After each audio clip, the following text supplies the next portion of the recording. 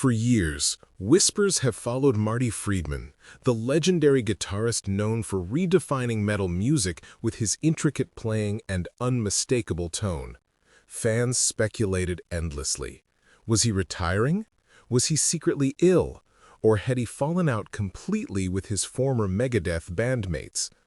At 62, Marty has finally broken his silence, confirming the truth behind the rumors that have haunted him for years. His words shocked the music world, revealing not only personal struggles, but also the emotional reality of living a life consumed by art, fame, and sacrifice.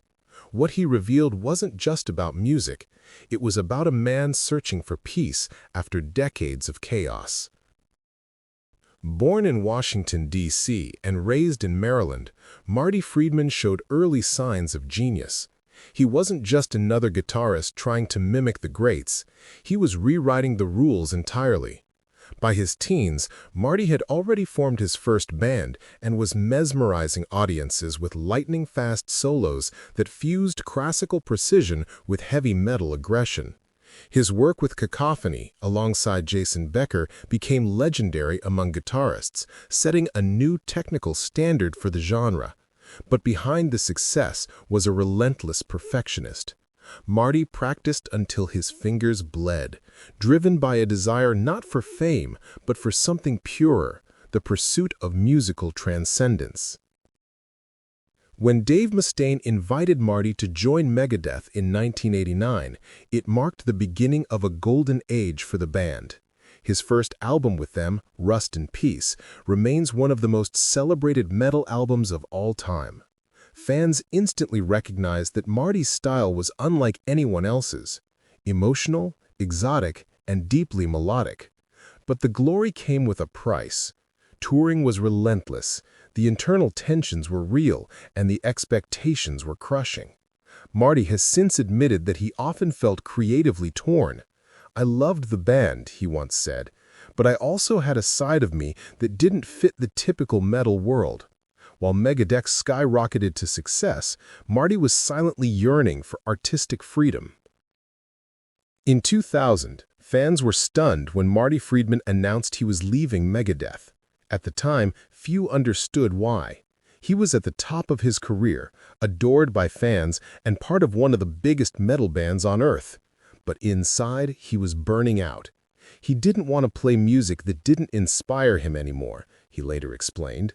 Marty wanted to explore other genres, J-pop, traditional Japanese music, experimental fusion, things that clashed with Megadeth's identity. The decision was painful, but necessary. It was a bold act of self-preservation, though it came at a tremendous emotional cost. Many fans saw it as betrayal. For Marty, it was salvation. After leaving Megadeth, Marty did something no one expected. He moved to Tokyo, Japan. It wasn't a publicity stunt, it was a life overhaul. He immersed himself in Japanese culture, language, and music, eventually becoming a beloved figure in the country's entertainment industry. He appeared on variety shows, collaborated with top Japanese artists, and even became a television personality. His ability to bridge Western rock with Japanese pop made him a cultural phenomenon. But beneath the smiles and success, Marty admitted it was lonely at times. He said, "I left everything behind, my home, my comfort zone, my identity." Yet Japan became his sanctuary, a place where he could finally be free to create without judgment. For years, fans begged for a reunion with Megadeth. It seemed impossible until 2023, when Marty Friedman shocked the world by stepping back on stage with Dave Mustaine for the first time in over 2 decades. The emotional reunion took place in Tokyo, fittingly, and fans around the globe were in tears. The chemistry between the two guitarists was undeniable, as if no time had passed at all. Marty later admitted that the moment was bittersweet. He said, "It wasn't about the past, it was about closure." That night wasn't just a concert, it was a reconciliation, a reminder that even after years of distance and misunderstanding, music could still heal old wounds. As the years went on, fans began to notice that Marty appeared thinner, sometimes exhausted during his appearances. Rumors began to swirl. Was he sick? Was that why he'd been so quiet? At 62, Marty finally addressed it directly. In a heartfelt message to fans, he revealed that he'd been dealing with chronic nerve pain and repetitive strain injuries caused by decades of playing guitar. He said, "I ignored it for too long. You think you're invincible when you're young, but your body remembers every note."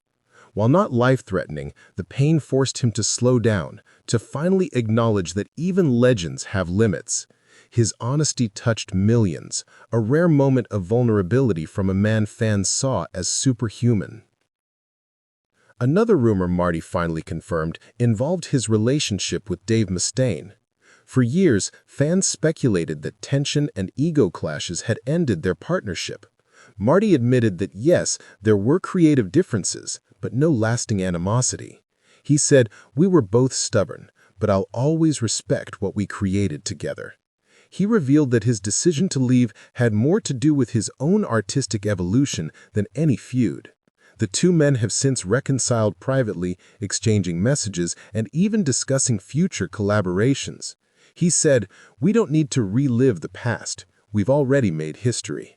It was a mature, heartfelt revelation that silenced years of speculation and showed the depth of respect between two icons.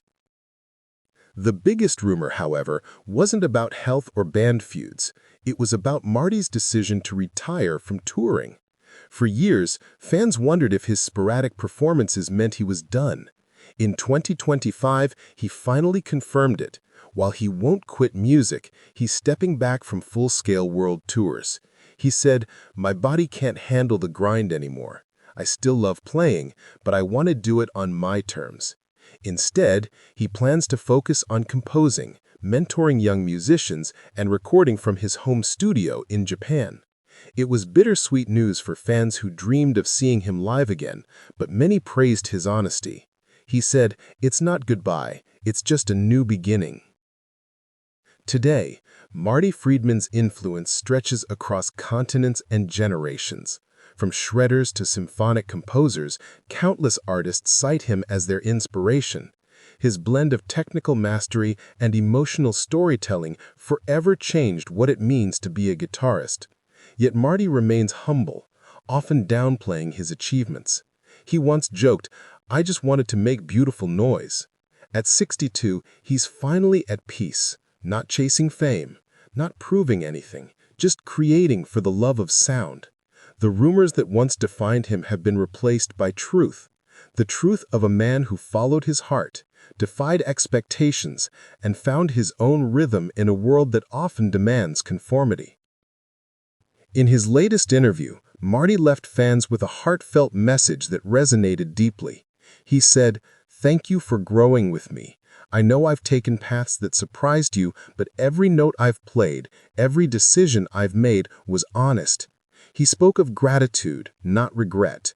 For Marty, life's greatest reward wasn't fame or money. It was connection. "If my music ever made you feel something real, then I've done my job." His words left fans emotional, reminding them that even after all the highs and lows, the spirit of music is eternal. Marty Friedman's journey is proof that authenticity comes with a price, but it's worth paying.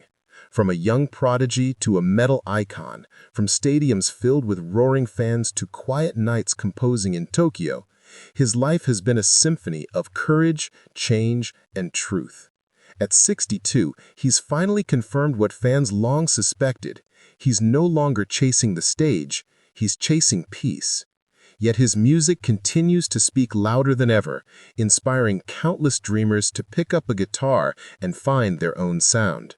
The rumors have finally ended, but Marty's legacy, that's eternal.